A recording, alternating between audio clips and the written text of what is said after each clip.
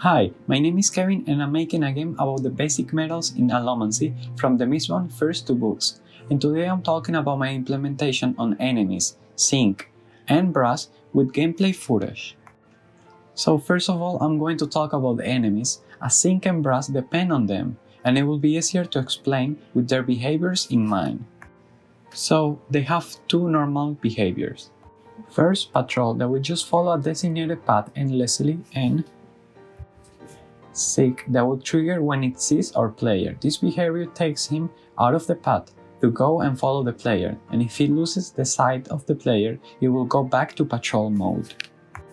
The other thing to consider is how they will be a problem for the player. So of course they will attack you if they see you, so for that they will have a wooden sword. They use wood for their saws, so you can't pull on them, as Allomancy is a known threat.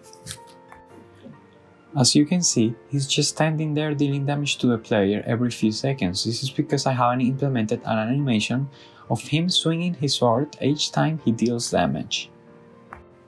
Now, with that in mind, let's talk about Zinc. This metal riots emotions, so I decided that fear was the logical emotion to implement when using this metal. So the question goes on what fears mean in this situation for the enemy and how this translates in gameplay. The enemy will not attack you, will run faster, and he will be confused and scared, resulting in him trying to attack a close enemy if he sees someone. Just one enemy, because once he notices that he killed one of his own, it will shock him, so he will just stand there sad until the Zinc effect runs off. Brass. This metal suits emotions, so I decided that the emotion to touch on was the enemy's feeling like they need to attack the player.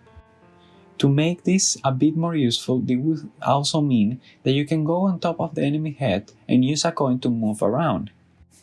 So even if Brass runs off, you are higher than their reach of attack. Thanks for watching the video, I hope to hear some feedback.